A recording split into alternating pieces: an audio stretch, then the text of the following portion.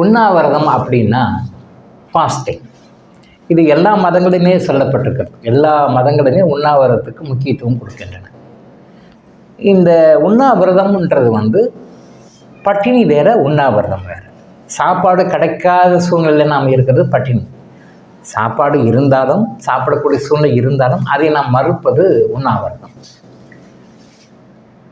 நல்ல உடல் ஆரோக்கியம் கிடைப்பதற்கும், மனசு நல்ல ஆரோக்கியத்தை அடைவதற்கும், நம்ம உடம்புல பாடி இம்யூன் சிஸ்டம் அதிகமாகிறதுக்கும், நம்ம பாடியில் இருக்கிற அன்வான்ட் பாக்டீரியாஸ், வைரஸஸ் எல்லாம் இறந்து வெளியே க்ளீன் ஆகிறதுக்கும் உண்ணாவிரதம் இருப்பது அவசியமானது. இந்த உண்ணாவிரதத்தை எல்லா மதங்களுமே சொல்லுது. எல்லா மதங்களுமே உண்ணாவிரதத்தை வலியுறுத்துகின்றன. உண்ணாவிரதம்ன்றது எப்படி இருக்கணும் அப்படின்னு சொன்னால், பகலில் தான் உண்ணாவிரதம் இருக்கும், நைட்டில் உண்ணாவிரதம் இருக்கக்கூடாது. சூரியன் அஸ்தமனம் ஆன பிறகு சாப்பிடாமல் இருக்கக்கூடாது. வயிற்றில் கண்டிப்பாக சாப்பாடு இருக்கணும். சூரியன் அஸ்தமனம் ஆன பிறகு வயிறு எம்டியாக இருக்கக்கூட, வயிற்றில் சாப்பாடு இருக்கணும். ஸோ இது உண்ணாவிரதத்தில் மிக முக்கியமான அம்சம். இந்த உண்ணாவிரதத்தை எல்லா மதங்களும் ஒரு பாட்டாக இருப்பாங்க. இஸ்லாத்தில் மட்டும் அதை ரம்ஜான் சொல்லிட்டு ஒரு மாதமாகவே வச்சுருவாங்க. ரமலான் நோன்பு, ரம்ஜான் நோன்பு அப்படின்னு சொல்லிட்டு அந்த 1 மந்த் ஃபுல்லாகவே உண்ணாவிரதம் இருப்பாங்க. ஏன்னா அவங்க மாமிசம் உணவு, அசைவ உணவு நிறைய சாப்பிட்றதுனால அவங்க உடலுக்கு நிறைய ரெஸ்ட் வேணும். அதனால் மற்ற மதங்களை விட இஸ்லாத்தில் ரொம்ப கடுமையாக ஒரு 1 மந்த் இருக்க சொல்லுவாங்க. அல்லாஹ் தண்டிக்கலை, அல்லாஹ் நல்லா இருக்கிறதுக்காக ஃபேவர் பண்ணுறாரு. ஸோ அந்த உண்ணாவிரதம் நோன்பு 1 மந்த்து இருந்து அவங்க ரம்ஜானை கொண்டாடுவாங்க. அப்போது ரம்ஜானில் கொடுக்குற முக்கியத்துவம் உண்ணாவிரதம். அந்த உண்ணாவிரதம் பல வகையில் பல நன்மைகளை நமக்கு கொடுக்குது. உடல் ரீதியாக, மன ரீதியாக, ஆன்ம ரீதியாக பல்வேறு நன்மைகளை அந்த உண்ணாவிரதம் கொடுக்கிறது. ஸோ உண்ணாவிரதம் எப்படி இருக்கணும்? எச்சில் கூட முழுங்கக்கூடாது அப்படின்னு. உண்ணாவிரதத்தில் பல வகைகள் இருக்குது. உடம்புக்கு தகுந்த மாதிரி உண்ணாவிரதம் இருக்கணும். எல்லாரும் ஒரே மாதிரி ஸ்டாண்டர்டாக இருக்க முடியாது. எப்படி மனிதர்களுக்கு வித்தியாசம் இருக்கோ, உடம்புடைய சக்தி, செயல்பாடு, ஜீரணத்திறன், இப்படியெல்லாம் ஒரு மனிதனுக்கும் வித்தியாசமாக இருக்கும். அதே மாதிரி நோன்பும் அது முறையாக ஒரு விஷயம் தெரிஞ்சவங்களோட கைடன்ஸோடு இருக்கணும் உண்ணாவிரதம். ஸோ சில பேர் உண்ணாவிரதம் இருக்கிறான்ற பேரில் போய் உடம்புக்கு எடுத்துக்குவாங்க. சில பேர் உண்ணாவிரதம் இருந்து உடம்பு நல்லா பண்ணிக்குவாங்க. ஸோ அந்த உண்ணாவிரதம் எப்படி இருக்கணும், எப்படி இருக்கக்கூடாதுன்னு ஒரு புரோட்டோக்கால் இருக்குது. அந்த உண்ணாவிரதத்தை முறையாக நம்ம எடுத்தோம்னா அது மருந்தே இல்லாமல் நம்முடைய உடம்பை குணப்படுத்தக்கூடிய ஓர் அருமருந்து. மருந்தே இல்லாமல் நம்முடைய உடம்பை குணப்படுத்தக்கூடிய ஓர் அருமருந்து.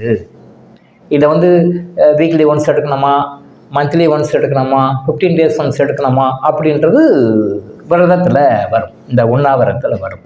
இந்த உண்ணாவிரதம் அப்படின்றது மருந்தில்லா மருத்துவத்தில் ஒன்று வரும். இந்த மருந்தில்லா மருத்துவமாகிய உண்ணாவிரதத்தை முறையாக செய்யணும்.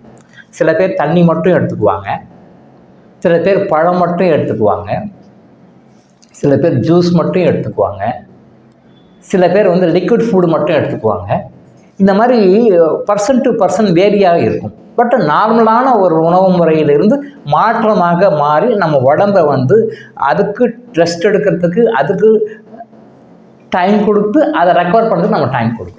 எப்படி வாரமெல்லாம் உழைக்கிறோம், எங்களுக்கு சாட்டர்டே சண்டேஸ் லீவ் வேணும் அப்படின்னு நீங்கள் எதிர்பார்க்குறீங்களோ, எங்களுக்கு ஒரு லீவ் வேணும், வீக்லி ஆஃப்னு எனக்கு வேணுன்றீங்களோ, அதே மாதிரி நீங்கள் பிறகு இறக்குற வரைக்கும் நீங்கள் போடுற சாப்பாட்டை, நீங்கள் குடிக்கிற லிக்விட்ஸை, நீங்கள் குடிக்கிற பெவரேஜஸை எல்லாமே ஜீரணம் பண்ணிட்டு இருக்கிற டைஜஷன் சிஸ்டத்துக்கு கொஞ்சம் ஓய்வு கொடுத்தீங்கன்னா அது ரிலாக்ஸ் ஆகி நல்லா நார்மல் ஆகிடும். ஸோ இப்போ அதுக்காக தான் உண்ணாவிரதம். ஸோ உண்ணாவிரதம்ன்றது 10 வயசில் இருந்து எந்த வயசு வேணாலும் இருக்கலாம். அது அவங்களுடைய நோய் எதிர்ப்பு சக்தியையும், அவங்களுடைய வாழ்க்கை முறையையும், அவங்களுடைய உணவு முறையையும், அவங்களுடைய உடல்நிலையையும் பொறுத்தது.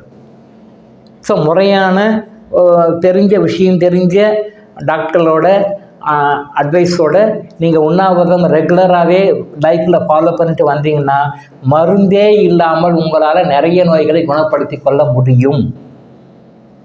நிறைய நோய்கள் இன்க்ளூடிங் கேன்சர் முதல் கொண்டு உங்களால் குணப்படுத்தி கொள்ள முடியும். உங்களால் முடியும். No need to go to doctor. டாக்டருடைய சப்போர்ட்டோட, டாக்டருடைய ஹெல்ப்போட, டாக்டருடைய கைடன்ஸோட நீங்கள் இந்த உண்ணாவிரதத்தை முறையாக பயன்படுத்திக்கிட்டு வந்தீங்க அப்படின்னு சொன்னால் உங்களுடைய நோய்களை மிக சீக்கிரமாக குணப்படுத்தி கொள்ள முடியும். உடம்பு சரியில்லாத போது உடம்பு என்ன பண்ணும், அந்த உடம்பு சாப்பாடு டைஜஷன் பண்ண வேண்டிய வேலையை அவாய்ட் பண்ணிட்டு உடம்பை ரெக்டிஃபை பண்ணுறதுக்கான ட்ரை பண்ணும் உடம்பு. அந்த டைமில் உடம்பு சரியில்லாத போது நம்ம அன்புக்குரியவர்கள் வந்து சாப்பிடு சாப்பிடு சாப்பிடு சாப்பிடுன்னு ரொம்ப ப்ரெஷர் கொடுப்பாங்க. அந்த டைமில் ஃப்ரீயாக விட்டுறணும். பட்டினியாக இருந்தால் உயிரெலாம் போகாது, ஒன்றும் ஆகிடாது. விட்டிங்கன்னா நோய் சீக்கிரம் குணமாகும். ஆனால் நிறைய பேர் அன்பினால் என்ன பண்ணுவாங்க, அம்மாமாருங்களாம் குழந்தைங்களுக்கு மற்ற வீட்டில் இருக்கிறவங்களாம் அவங்க வீட்டில் இருக்கிற ரிலேட்டிவ்ஸ்க்கு சாப்பிடுங்க சாப்பிடுங்க, உடம்பு முடியாமல் இருக்கீங்க சாப்பிடுங்கன்னு. அந்த சாப்பாடு கொடுக்க கொடுக்க கொடுக்க என்ன ஆகும், உடம்பு இன்னும் வீக் ஆகும், உடம்பு இன்னும் வருஷம் தான் ஆகும்.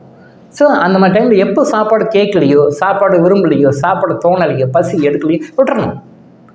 உள்ள இன்னர் மெக்கானிசம் என்ன பண்ணும், பாடியை வந்து நல்லா ரெக்டிஃபை பண்ணி பியூரிஃபை பண்ணி பாடியை ரெசிஸ்டன்ஸ் பவர் கொண்டு வந்து கொடுக்கும், இம்யூனிட்டி பவர் கொண்டு வந்து கொடுக்கும். எப்போ பசிக்குதோ அப்போ சாப்பிடலாம். ஸோ உண்ணாவிரதம்ன்றது வாழ்க்கையில் எல்லாருமே பயன்படுத்த வேண்டிய ஒரு விஷயம். ஆரோக்கியமாக இருப்பதற்கும், கடுமையான நோய்கள் வருவதை தடுப்பதற்கும், ஹாஸ்பிட்டலைசேஷன் ஆகி ஹாஸ்பிட்டலில் ஐசியூக்கு அட்மிட் ஆகாமல் இருக்கிற அந்த விஷயங்கள் எல்லாம் தவிர்க்கிறதுக்கும் நோன்பு மிக முக்கியமான விஷயம். அதை லைஃப்பில் ஃபாலோ பண்ணுங்கள். அதுக்கு தேவையான கைடன்ஸு டாக்டர் இளங்கோ ஆயுஷ் ஹாஸ்பிட்டலில் அப்ரோச் பண்ணி நாங்கள் கொடுக்குறோம். அதை நீங்கள் பயன்படுத்தி பலனடையலாம்.